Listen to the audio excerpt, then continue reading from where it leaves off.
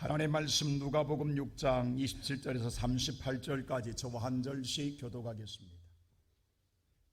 누가복음 6장 27절입니다. 신약 성경 99페이지가 되겠습니다.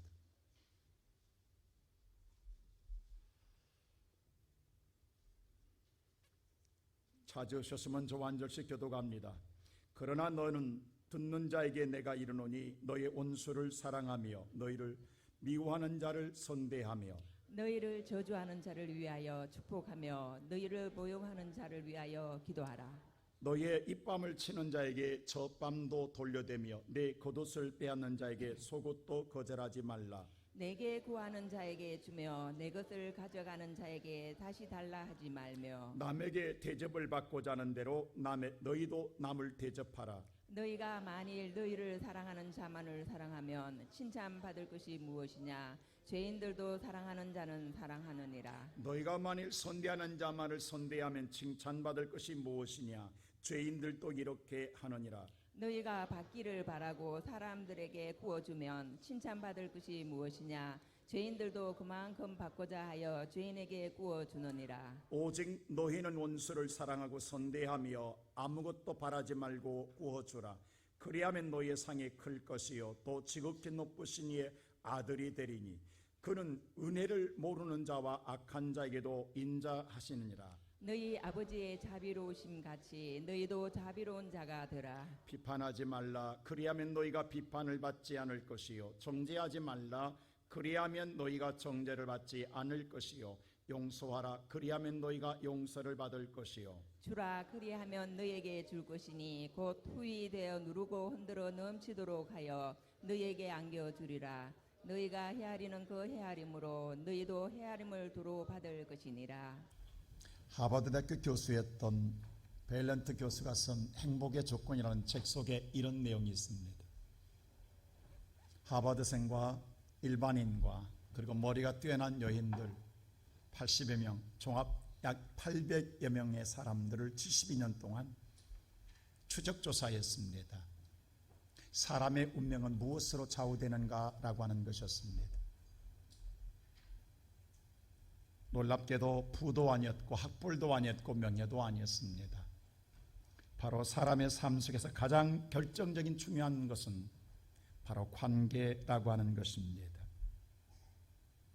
그리고 행복의 결론도 바로 사랑임을 말하고 있습니다.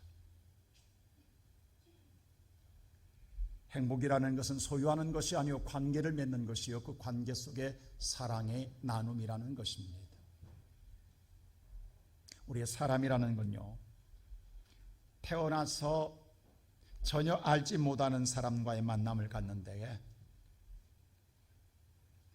학교에 들어가서 나와 상관없는 환경과 여건, 짜여진 속에서 우리는 만남을 갖게 됩니다. 그리고 성장하면 남자들은 군대에서 마찬가지로 이런 만남을 갖게 됩니다. 그리고 나중에는 사회생활 속에서 바로 직장에서 전혀 알지 못하는 사람, 다시 말하여 내 마음에 들고 아니라 이미 짜여져 있습니다. 나와 상관없이 짜여져 있고 이미 갖춰지는 공간 속에서 만남을 갖게 됩니다. 그 만남 속에 다행히 마음이 맞고 서로 소통을 이룬다고 한다면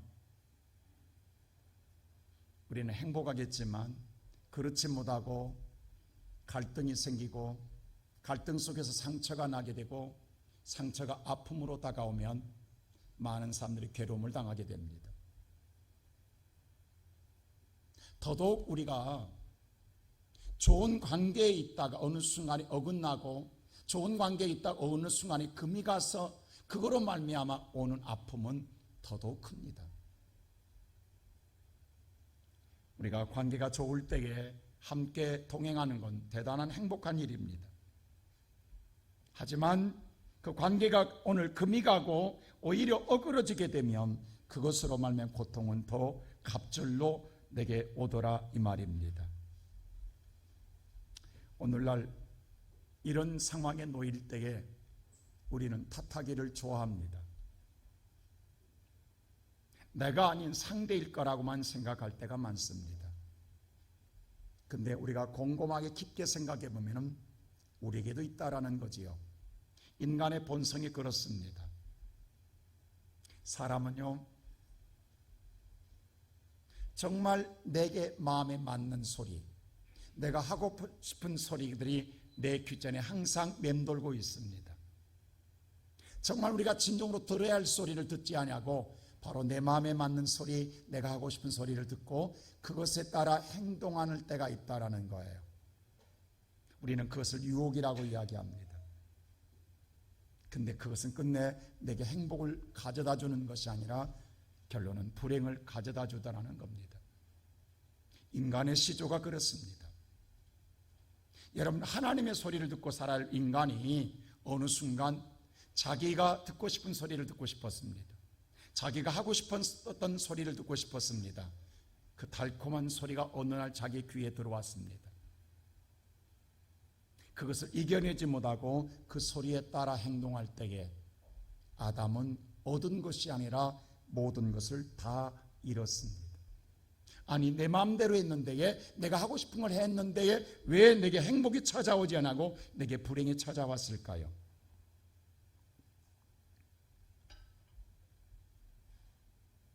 결코 달콤한 소리만이 우리를 기쁘게 하고 즐겁게 하는 것은 아니라는 거죠. 순간은 모르겠습니다만 그러나 시간이 지나고 나고 세월이 지나고 나면 그것이 오히려 아픔의 귀한 열매를 맺게 되더라는 겁니다. 인간은 그래서 하나님과 동행하기를 싫어했어요. 하나님과 동행을 우리가 스스로 버렸어요. 그런데 하나님의 사랑하사 우리를 버리지 않고 다시 찾아오셨습니다. 그분이 예수 그리스도이십니다. 우리가 버렸던 하나님, 우리가 외면했던 하나님, 그 하나님이 다시 내게 찾아오셨습니다. 그리고 오늘 찾아오신 예수님께서 하신 말씀이 오늘 본문 첫째로 우리가 도저히 받아들일 수 없는 삶의 방식을 우리에게 말씀하고 있다는 것입니다. 자, 오늘 예수님이 우리에게 하신 말씀은 어떤 삶의 방식이냐? 오늘 말씀 보면 27절 우리 다 같이 한번 읽어볼까요? 다 같이 시작. 그러나 너희 듣는 자에게 내가 이르노니 너희 원수를 사랑하며 너희를 미워하는 자를 선대하며. 여기 보니까 원수를 사랑하라겠습니다. 사랑할 수 없습니다. 어떻게 원수를 사랑합니까? 미워한 자를 선대하라겠습니다. 나를 선대한 자는 선대할 수 있어도 어떻게 나를 미워한 자를 선대할 수 있단 말입니까? 못합니다. 우리는 그렇게 살지 않았습니다. 살 수도 없고요. 근데 주님께서는 우리가 살아보지 않은 이런 삶의 방식을 우리에게 말씀하고 있다는 겁니다. 그뿐만이 아닙니다. 28절 말씀 볼까요? 다 같이 시작. 너희를 저주하는 자를 위하여 축복하며 너희를 모욕하는 자를 위하여 기도하라. 아니, 나를 저주하는 자, 나를 망하라고, 나를 오늘 죽으라고 저주하는 자를 어떻게 축복할 수 있냐고, 그도 또한 망하라고 우리는 할지언정 어떻게 내가 축복할 수 있습니까? 그리고 나를 모욕하는 자, 수치당하게 하는 자에게 어떻게 기도해 줄 수 있습니까? 못합니다. 할 수도 없고요, 받아들일 수도 없고 용납할 수도 없습니다. 그런데 주님은 하라고 이야기해요. 그뿐만이 아닙니다. 29절은 또 이렇게 말합니다. 다 같이 한번 볼까요? 시작. 너의 이 뺨을 치는 자에게 저 뺨을 돌려대며 내 겉옷을 빼앗는 자에게 속옷도 거절하지 말라. 아니, 이 뺨을 치는 자에게 저 뺨을 내밀라고 내가 바보입니까? 또 맞게 한 번으로 족하지. 한 번 맞은 것도 억울한데 또 더 맞으라고요? 아예 디림이라고요? 이런 바보가 어디냐고요? 이렇게는 못 삽니다. 아니, 거둔 가져간 재물의 손실을 받았는데 속옷까지, 내 속옷을 내어주면 나는 수치를 당하라고요? 부끄러움을 당. 왜 내가 부끄러움을 당합니까? 내가 잘못도 없는데. 여러분은 이 말씀을 들을 때에 말씀은 말씀이고 우리의 삶은 삶이다라고 우리는 접어두지 않습니까? 오늘 이 모든 말씀은 인간의 본성과는 정반대된 말씀입니다. 인간의 본성은요, 이에는 이입니다. 눈에는 눈입니다. 우리는 이런 삶의 방식으로 살아왔어요. 그게 당연하다고 생각했어요. 이것이 우리는 마음의 내적 우리는 합의에 의한 그런 삶 속에서 우리는 살아왔습니다. 아무리 우리가 높은 윤리적 사고를 갖고 있다 할지라도요, 비록 세상 사람들이 내게 향하여서 해악을 주지 않는다 할지라도 우리는 그들을 사랑하기조차도 힘든 마음을 갖고 있습니다. 근데 온수 관계를, 온수라는 이 단어 말 한마디도 우리는 절대로 사랑할 수 없습니다. 불가능합니다. 근데도 오늘 예수께서 우리를 향하여 그 온수를 사랑하라고 이야기합니다. 왜 이렇게 말씀하실까요? 우리는 싫은데, 우리는 끊고 싶은데,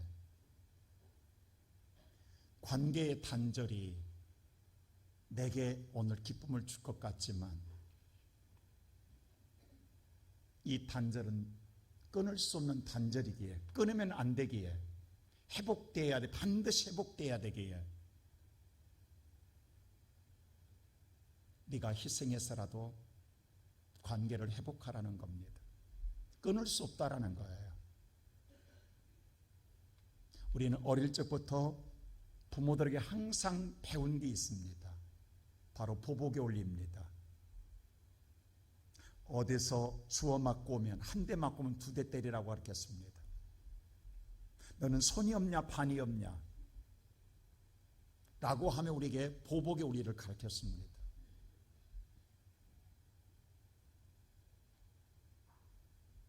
대로 받으면 말로 주라고 이야기합니다.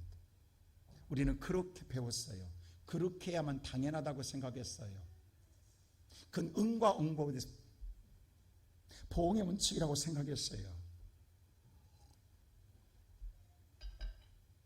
여러분, 신혼부부가 결혼했을 때 모든 친구들, 상대적인 남편과 아내 된 친구들이 뭐라고 합니까? 첫날부터 잡으라. 여러분, 사랑하는 데에 첫날부터 우리는 경쟁하기 시작합니다. 첫날부터 무언의 싸움이 시작되고 있는, 이게 비극인 거예요. 아니, 사랑했는데 관계 형성을 위해서 서로 노력하는 것이 아니라 서로 몰입싸움하는 거예요. 그래서 요즘 사람들은 그래요. 혹시 남편이 술을 먹고 들으면 너는 아예 말로 먹고 퍼져버리라고 이야기해요. 혹시 남편이 늦게 들으면 아예 너는 외박해버리라고 그래요. 여러분, 이렇게 해가지고 평화가 이루어지겠습니까? 화목해지겠습니까? 근데는 파국으로 갈 수밖에 없는 거예요. 근데 그것이 내 인생은 아니거든요. 남의 인생이 있으면 쉽게 이야기합니다. 자기의 인생이 아니거든요. 근데 하나님 뭐라고 하냐면 우리의 인생은 끊을 수 없다라는 거예요. 어떻게 하든 관계 회복을 위해서 누가 먼저라 할 것 없다라는 거예요. 사랑하라는 거예요. 축복해 주라는 거예요. 오히려 우리가 선대하라고 말씀해 주고 있습니다. 요즘 우리 부부싸움들 할 때 그래요. 남편들이 항상 끝말은 그런 말 합니다. 아내가 남편을 뭘로 알기에 나를 이렇게 대우하냐고, 나를 우습게 여기냐고. 정말 내 처제가 말이 아니라는 말을 합니다. 그러면 아내는 반드시 대받게 되어 있어요. 누가 할 소리 누가 하냐고. 내가 개떡 같은 남편 만나가지고 이렇게 내가 천대받고 산다고. 똑같이 이야기합니다.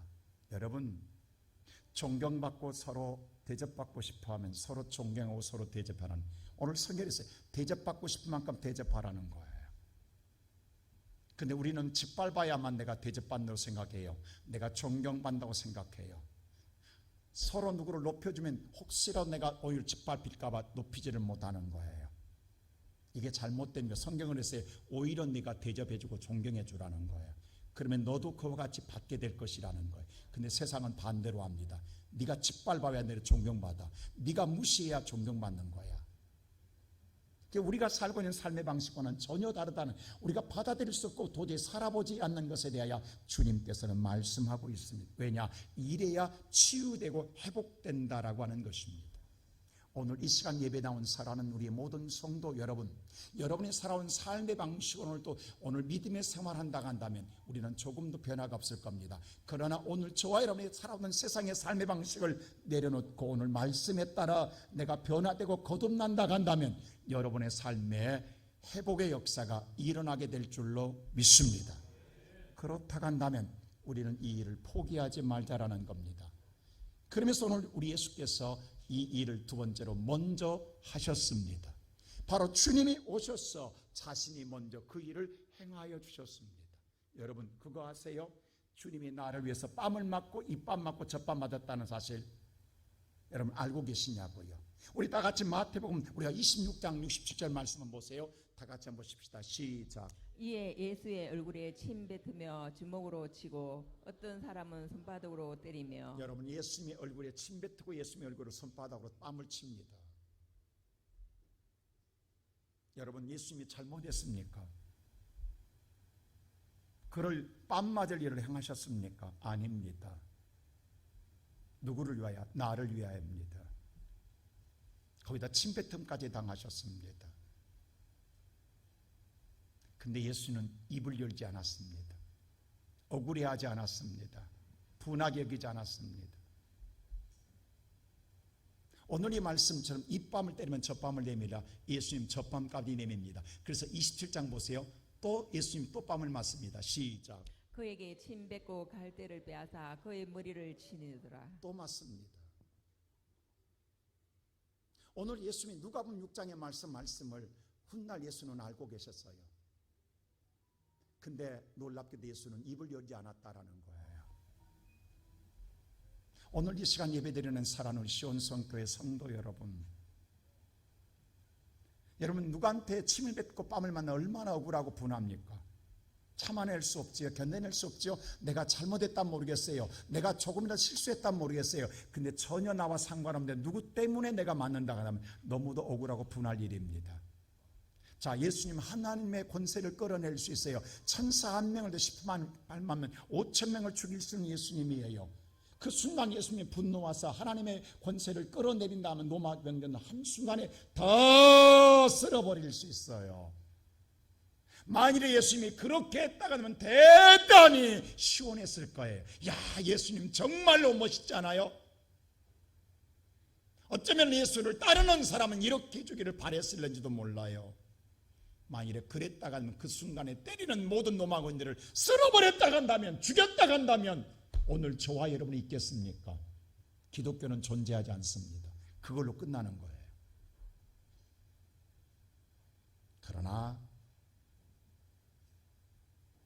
그 예수의 희생이 있었기에 오늘 저와 여러분이 하나님의 자녀가 된 줄로 믿습니다. 그뿐만이 아닙니다. 예수님 겉옷 빼앗아갈 때 속옷까지 내주셨어요. 오늘 다 같이 요한복음 19장 말씀 볼까? 23절 말씀 보십시다. 시작. 군인들이 예수를 십자가에 못 박고 그의 옷을 취하여 네 기세에 나누어 각각 한 기씩 얻고 속옷도 취하니 이 속옷은 호지 아니하고 위에서부터 통으로 짠 것이라. 예수님이 겉옷을 가져갑니다. 넷으로 나눠가요. 아니 겉옷 넷을 찢어서 가져서 뭐 하겠다라는 거예요. 자, 예수님의 겉옷은요 채찍에 맞음으로 찢겼어요. 거기다 피투성이 되어 있어요. 그거 가져가서 뭐 하겠어요.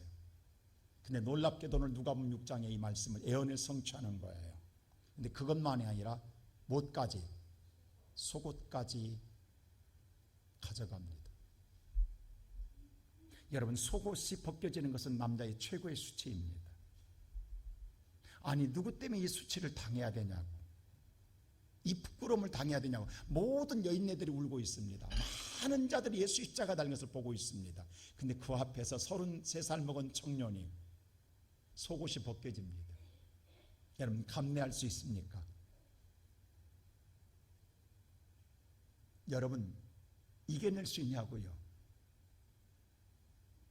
내 잘못이 아니라 우리의 죄를 오늘 여기 나오신 사랑하는 성도 여러분, 여러분의 아내나 남편이나 여러분의 자녀나 여러분의 가족을 위하여 여러분이 이와 같이 수치를 당하고 벗겨질 수 있냐고요? 참아낼 수 있냐고요? 견뎌낼 수 있냐고요? 못합니다. 내 혈육이라도 못합니다. 이것만은 못합니다. 차라리 그냥 죽으면 죽었지 벗겨지는 수치를 당하는 건 견뎌낼 수가 없습니다. 그런데 놀랍게도 오늘 예수는 오늘 말씀한 이대로 겉옷을 달라는 자에게 속옷을 내어주고 뺨을 치는 입밤을 내밀어난 말씀을 그대로 우리에게 보여주시고 행하십니다. 그것만이 아닙니다. 오늘 마태복음 5장에 똑같은 말씀이 하나 더 있어요. 오리를 가져와 억지로 심리를 가져오라고 말합니다. 여러분 누군가가 함께 동행하자 할 때 오리까지는 따라갈 수 있어요. 참고 견디고 여기까지 온 것도 힘들었어요. 근데 다시 오리를 더 가자? 못 갑니다. 여기까지 살아온 것도 너무도 힘들었는데 또 가자? 못 갑니다. 근데 주님 가주라고 그래요. 너무도 싫습니다. 너무도 밉습니다. 못 갑니다. 근데 주님 가라고 그래요.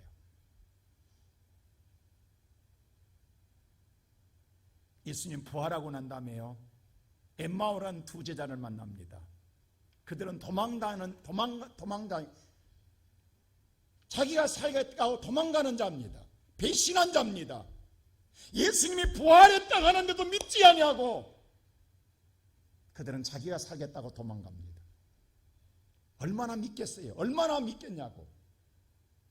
여러분 같은 경우 해보세요. 배신하는 그들을 볼 때 다시 만나고 싶겠냐고. 근데 예수님 그들과 동행하면서 오리를 걸어가줘요. 그리고 다시 성경을 풀어줘요. 선지서의 말씀을, 시편의 말씀을 풀어주면서 바로 예수가 다시 부활한다라는 것을 성경을 다시 이야기해줘요. 자, 이렇게만 깨달아줘도 얼마나 큰 사랑이에요. 이것만도 충분히 성경 말씀만 전해줘도. 근데 그들은 다시 또 오리를 더 가자고 이야기해요. 여러분 같으면 어떻게 하겠냐고. 자, 오늘 성경 말씀 누가복음 한번 볼까요? 다 같이 한번 볼까요? 성경 말씀 누가복음 24장 보십시오. 28절에 이렇게 말합니다. 시작. 그들이 가는 마을에 가까이 가매 예수는 더 가려 하는 것 같이 하시니 예수는 더 가려고 하지 않아서 여기까지 충분하다고 생각했어요. 근데 29절 보세요. 뭐라고 하는가. 다 같이 29절 시작. 그들이 강권하여 이르되 우리와 함께 유하사이다. 때가 저물어 가고 날이 이미 기울었나이다 하니 이에 그들과 함께 유하러 들어가시니라. 여기까지 가진 것 얼마나 감사하냐고요. 그런데 더 가자고 강권하는 거예요. 무슨 체면으로 더 가자라는 거예요. 배신했고 도망가면서. 이 정도 사랑하마도 고맙게 얘기잖아요. 근데 오히려 더 가자고 그래요. 근데 예수님이 놀랍게도 더 가주십니다. 그들과 함께 위해 주십니다. 그 집에 그날 밤에 그들을 축복함으로 말미암아 그들의 영안을 열어줘 부활의 예수를 보게 하고 그들의 믿음을 되살려줌으로 말미암아 그들이 내려가던 그들이 다시금 돌아서 예루살렘으로 올라가는 회복의 역사를 주신 줄로 믿습니다. 만일에 그때 심리까지 가주지 않았다 간다면 그들은 내려갔을 거예요. 말씀을 듣고도 내려갔을 거예요. 근데 마지막까지 가줌으로 말미암아 그들은 내려가지 않고 돌아갔습니다. 그들은 다시 멸망길로 가지 않고 실패하지 아니하고 인생의 성공길로 다시 예루살렘으로 올라갈 수 있었던 것입니다. 오늘 이 시간 예배드리는 사랑하는 성도 여러분, 우리는 종종 그 생각에 내가 이 정도만 잘한 것 아니야? 나 칭찬만을 하지 않은 거야? 라고. 물론 맞습니다. 충분합니다. 지금 내가 삶도 내가 어렵습니다. 내가 여력도 없습니다. 그런 여유도 없습니다. 근데 내게 또 가라고요? 못 갑니다. 할 수 없습니다. 그런 힘도 없고요. 네, 그럴 가치도 없기 때문입니다. 싫습니다. 근데 주님은 가라고 그래요. 그리고 주님께서 그 일을 우리에게 말씀합니다. 오늘 이 시간 예배드리는 사랑하는 성도 여러분, 내가 살아온 삶의 방식과 하나님 말씀이 이렇게 다르냐고. 나는 어떡하라고. 그러면서 이 사랑을 주면서 예수님이 뭐라고 하는지 아세요? 세 번째 이렇게 말하며 주라고, 우리에게 주라고 말씀합니다. 자, 오늘 성경 말씀은 그 주라는 이유를 이야기해요. 자, 33절 말씀 보세요. 뭐라고 하는가. 다 같이 한번 볼까요? 시작. 너희가 만일 너희를 사랑하는 자만을 사랑하면 칭찬받을 것이 무엇이냐. 죄인들도 사랑하는 자는 사랑하느니라. 사랑하는 자만 사랑하면 칭찬받을 것이 뭐 있냐? 그 당연한 것 아니냐? 저 죄인들, 하나님 모르는 멸망받을 저들도 그렇게 산다. 저들도 사랑할 자만 사랑하고 산다. 멸망받을 저들도 그렇게 산다. 여러분, 오히려 세상 사람들이요 더 사랑하고 더 우리가 깊어요. 우리보다. 예수 믿는 우리보다도 저들도 그렇게 산다라는 거예요. 그뿐만 아닙니다. 그 다음 절 보세요. 또 이렇게 말합니다. 시작. 너희가 만일 선대하는 자만을 선대하면 칭찬받을 것이 무엇이냐? 죄인들도 이렇게 하느니라. 여러분, 주고받고 서로 대우하고 서로 사는 선대하는 것도 선대할 만한 사람에게만 선대하면 누가 칭찬을 받을 일 있냐? 안 믿는 저들도 하고 산다. 그렇게 오히려 더 잘하고 산다. 보세요. 얼마나 서로 친구들 만나고 서로 주고받고 서로 대접하고 얼마나 잘 삽니까? 얼마나 즐겁게 삽니까? 저들도 산다라는 거예요. 그뿐만 아닙니다. 세 번째 또 이렇게 말합니다. 다 같이 시작. 너희가 받기를 바라고 사람들에게 구워주면 칭찬받을 것이 무엇이냐? 죄인들도 그만큼 받고자 하여 죄인에게 구워주느니라. 머리로 계산해서 이렇게 좀 이렇게 오겠지라고 받길 걸 생각하고 주어주면 이건 너만은 세상도 그렇게 한다. 다 세상은 인공관계로 산다. 주거니 받거니 내가 조시 하나 주어라 라고 산다. 근데 오늘날 우리는 그렇게 우리가 살아요. 그래서 우리는 잘했다고 생각해요. 우리는 이렇게 정말 대단히 잘한 것 아니야. 오리까지 가졌으니까. 우리는 칭찬받을 것이 아니야 라고 생각한다라는 거예요. 근데 주님은 이건 세상도 한다. 하나님 안 믿어도 한다. 그러면서 뭐라고 한 줄 아세요? 36절이 이렇게 말합니다. 너희는 누구냐? 다 같이 36절 시작. 너희 아버지의 자비로우심 같이 너희도 자비로운 자가 되라. 하나님 우리를 사랑하사 우리를 버렸지만 하나님 우리를 사랑하사 예수를 땅에 보내주셨고 예수가 오셔서 우리에게 다시 동행해 주시는 데에 어떻게 했느냐? 원수를 사랑해주고 뺨을 맞대 입밤을 내어주고 겉옷을 때 속옷을 벗겨주고 오늘 예수님께서 봐주지 않았느냐? 그래서 오늘 네가 있지 않느냐?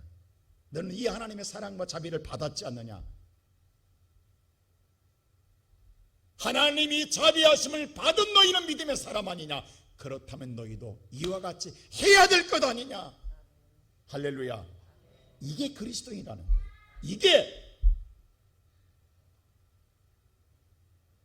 이게 믿음의 사람이라는 거예요. 그렇다 한다면 그래서 38절 보세요. 그래서 이렇게 하라는 거 시작. 주라 그리하면 너희에게 줄 것이니 곧 후히 되어 누르고 흔들어 넘치도록 하여 너희에게 안겨주리라. 너희가 헤아리는 그 헤아림으로 너희도 헤아림을 도로 받을 것이니라. 그러므로 주라라고 이야기해요. 못 줍니다. 나 지금도 부족한데요. 근데 예수님 말하면 주라. 헬라말 원문에는 디도미라고 했어요. 주라는 거예요. 다시 말하여 네가 오늘 세상 사는 삶 방식으로 오늘 사는 게 아니라 나를 믿으면 주라는 거예요. 나를 절대적으로 믿으면 주라는 거예요. 그러면 나도 하나님도 뭐라면 우리에게 디도미해 주겠다라는 거예요. 그때 후이라는 말은 카로스예요. 카로스 뭐냐면 가장 아름답고 가장 좋은 것으로 누르고 흔들어서 넘치도록 너한테 안겨주겠다. 그럼 잘 보세요. 오늘 이 말씀을 잘 보시라. 하나님은 뭐냐 하면 지금 내가 갖고 있는 게 귀한 게 아니라 이것을 던져버리라는 거예요. 그럴 때 내가 주고 싶은 게 있다라는 거예요. 그 주고 싶은데 네가 이것을 갖고 있는 한 못 준다라는 거예요. 그것을 네가 나를 믿고 주면 나는 이것을 주고 싶다라는 거예요. 너한테 안겨주고 싶다라는 거예요. 이게 하나님 주시는 축복인 줄로 믿습니다. 우리는 이걸 받아야 돼. 이게 오늘 여러분과 내가 받을 복인 줄로 믿습니다. 오늘 사랑하는 성도, 이게 믿음의 생활이에요. 하나님 우리를 부르신 목적이 뭔지 아세요? 근데 우리는 못 준다고 생각해요. 못 줍니다. 주님 이것 좀 어떻게 하라고요? 난 못 먹고 살아라고요. 못합니다라고 이야기합니다. 그래서 우리는 꼭 쥐고 있는 거예요. 근데 그게 좋은 게 아니에요.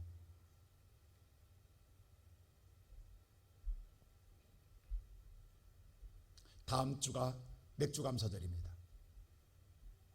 여러분 다음 주 맥주 잘 들으세요. 맥주감사절 1부, 2부, 3부가 연합으로 드립니다.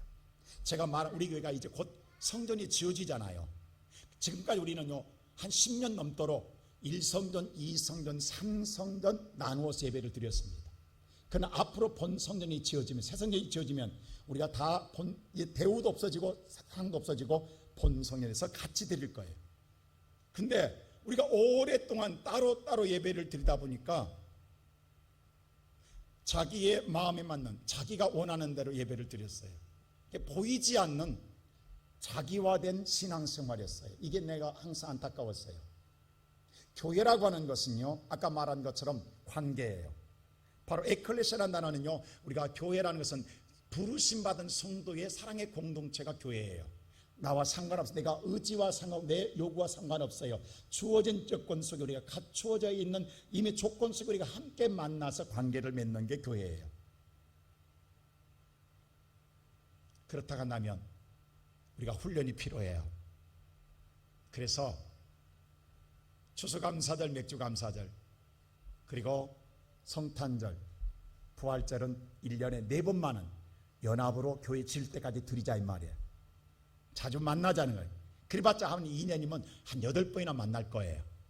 그리고 앞으로 교회 집은 같이 모여서 예배를 드리는 거예요. 익숙하기 위해서 다음 주는 11시 대신 오늘 11시 좀 당깁니다. 11시 반까지 갈 필요 없어요. 11시 예배를 드리되 끝나고 초대교회처럼 전 교인이 함께 모여서 맛있든 맛없든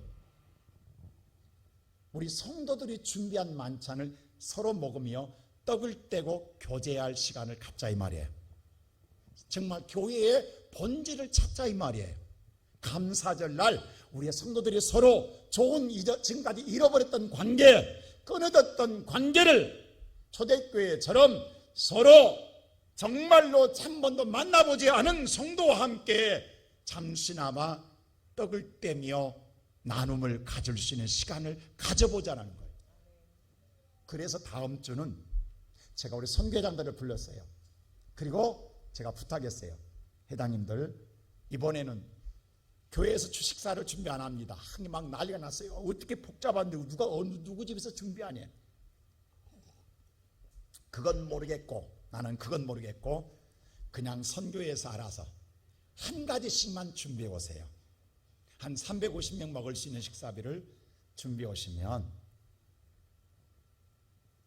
양을 좀 푸짐하게 준비해서 더 선교회별로 하나씩 지어주면 한 9가지 반찬은 될 거예요. 교회에서는 밥과 국만 준비하겠습니다 라고 했어요. 옛날에 한번 그런 적이 있어요. 근데 그때는 제가 음식을 써가지고 찜뽑기를 했어요.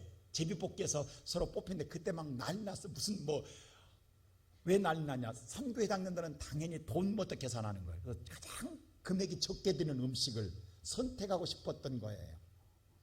근데 혹시나 조금 더 금액이 많이 들어간 걸 걸리면 무슨 큰 무슨 잘못이나 저진 것처럼 얼굴이 검어지고 좀 금액이 낮은 걸 선택하면 무슨 큰 보안을 캔 것처럼 얼굴이 환해진 모습을 보았어요. 여러분 그래서 이번에 했어요. 제가 그랬어요. 이번에는 선택하지 않겠습니다. 하고 싶은 대로 하세요. 왜? 대접은 성도들에게 하지만 준비는 하나님께 하는 겁니다. 먹는 건 성도를 먹지만 내가 지금 준비하는 건 하나님께 하는 거예요. 감사함으로 하세요. 그냥 하나된 마음속에 하세요 라고 제가 부탁을 했어요. 근데 은혜롭게 모든 우리 선교회 회장들이 한 마음대 서로 나누고 준비하는 줄로 압니다. 물론 지금 어디서 할까 머리가 복잡할 거예요. 모르겠어요. 집에서 해오든 아니면 길가에서 하든 불을 피고 하든 뭐 하든 간에 만들어 낼 줄로 믿습니다. 다음 주에 우리는 먹어만 주면 되는 거예요. 할렐루야.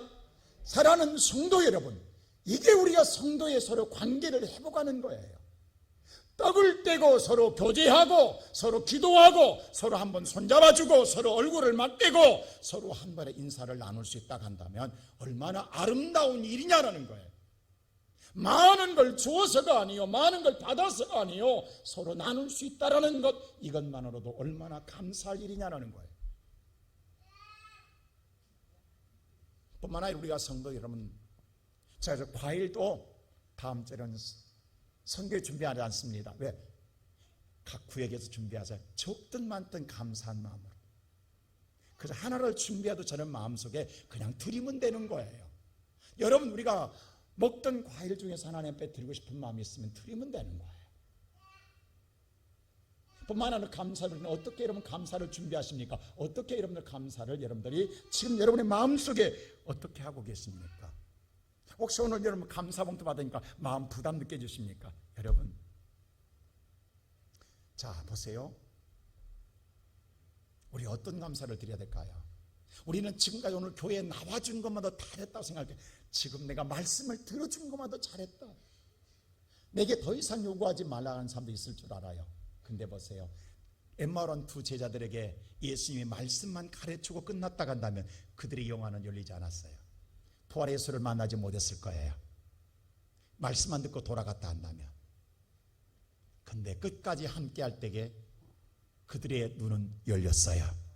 그리고 부활의 예수를 만나고 생명의 역사를 얻고 그들의 신앙은 되살아나고 내려가는 신앙, 멸망의 신앙이 아니라 회복되는 신앙이요, 살아나는 신앙이 된 줄로 믿습니다. 오늘 살아는 성도 여러분, 구약에 보면요, 우리가 잘 아는 대로 사르밧 과부가 3년 맞던 기근을 맞아서 먹을 것이 없었습니다. 그런데 그 집에 엘리야가 찾아왔습니다. 여러분 잘 아는데 엘리야가 주의 종에 찾아왔으면 뭔가 이렇게 어려운 가정, 고난당한 가정을 구제해주고 뭔가 해결해 주어야 합니다. 오늘 이 가정 마지막 항아리에 붙어있는 밀가루, 그거 털어서 떡 하나 만들어서 기름병으로 만들어서 자식하고 나눠 먹고 이제 그 다음 먹을 것이 없어요. 굶어 죽게 되어 있어요. 정말 찢어지게 가난한 가정입니다. 그럼 이 가정에 왔으면 뭔가 엘리야는 도와줘야 합니다. 그게 우리가 바라는 주의 종의 모습이고 또 우리 교회의 사명입니다. 근데 놀랍게도 엘리야는 그 떡을 가져오라고 이야기해. 내게로 디도미하라고 이야기해요. 여러분 줄 수 없습니다. 아니 자식의 생명이 달린 것입니다. 이걸 포기하라고요.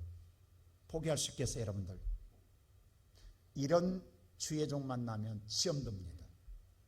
그리고 이런 하나님이라면 믿고 싶겠습니까? 안 믿겠다 할 겁니다.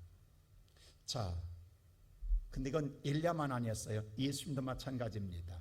빈들에서 복음을 전하다 날이 늙었어요. 날이 저물었어요. 근데 많은 자가 5천 명이 굶주리고 있어요. 근데 먹을 것이 없어요. 딱 하나, 어린아이 도시락 하나뿐이에요. 어린아이의 도시락은 얼마나 꿀같은 도시락이에요.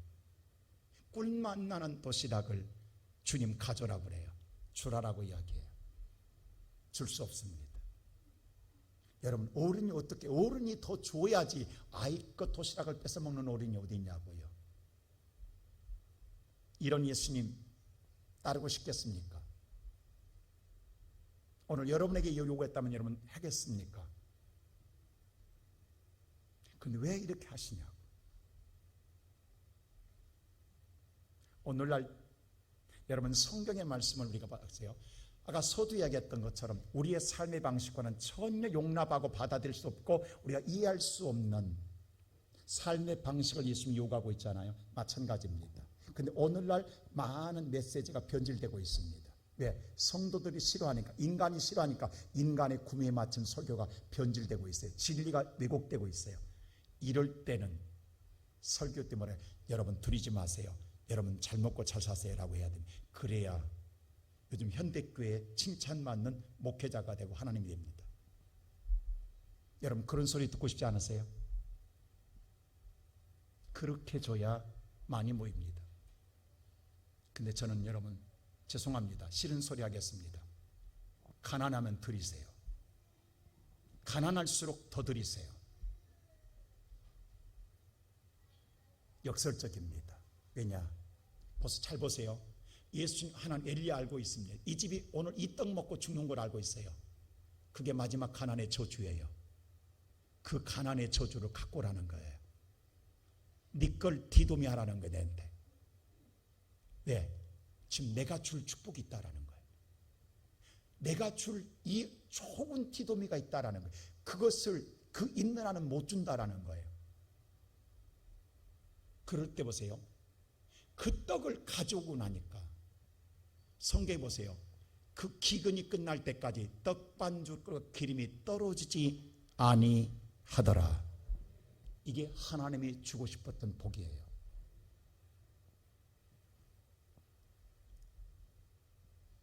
잠시를 위기를 벗어나게 해결하는 문제를 해결해 주는 하나님의 역사입니다. 예수님 보세요. 어린아이 도시락 하나 먹고 배부르면 끝난 거예요. 그건 가져라는 거예요. 그리고 오늘 5,000명을 먹이고 12광절에 남는 내가 줄 디도미가 있다라는 거예요. 내가 줄 카로스가 있다라는 거예요. 오늘 우리가 이걸 모르면 많은 자들이 인간의 이성적인 사고를 가지고 믿음의 생활하려고 합니다.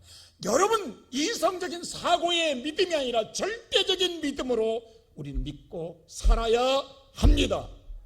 그래야 하나님의 영광을 보게 되는 거예요. 오늘 이 모든 말씀이 우리의 사고로는 이해가 되지 않습니다. 그래서 접어버립니다. 포기합니다. 못하겠다고 합니다. 그럼 우리 인생은 결론적으로 불행합니다. 그러나 우리가 살아온 삶의 방식이 아니었을지라도 하나님 말씀에 절대적으로 믿기 때문에 뺨을 맞고 또 뺨을 맞을지라도 겉옷을 뺏겨 물질에 손을 다고 속옷을 내어줄지라도 오리를 가자 또 너무도 힘든데 심리를 가자 할지라도 여러분이 함께 동행하는 그 자리에 거기에 예수가 계시고 그 예수를 만날 때에 내 인생은 새날이 열리게 될 줄로 믿습니다. 우리의 인생으로는 해결할 수가 없습니다. 하나님이 열어주셔야 해결해 주셔야 합니다. 저는 감히 이야기합니다. 제가 40년 목회를 여러분 앞에 했고 목사로 살아왔습니다. 물론 하나님 앞에는 그 은혜를 너무도 감사해서 말할 수가 없습니다. 그러나 저는 믿음의 목사로서의 설교만 하는 목사가 아니라 저는 그 말씀을 행하여 보려고 노력했던 신용이라고 내비웠다고 했던 목사 중에 하나님만은 제가 말하고 싶습니다. 오늘날 제게 주신 하나님이 엄청난 이 축복, 저는 더 이상 바랄 것 없어요. 요즘 하나님께 하나님 더 이상 바라지 않습니다. 내 생에 이렇게 주신 은혜에 나는 너무도 감사합니다. 내 평생 은혜를 감사하고 살게 하소서라고만 기도합니다. 여한이 없으면 받은 하나님의 은혜. 우리 최정무 장로님이 계시지만 저는 감사절을 한 번도 소홀히 해본 적은 없습니다. 왜? 하나님은 아시기에 비웠습니다. 여러분이 믿을는지 안 믿는지 모르지만 저는 따로 저축한 것이 하나도 없습니다. 근데 제가 제일 부자고 제일 행복합니다. 저는 만족하는 거예요. 왜냐하면 하나님이 살아 계시기 때문입니다.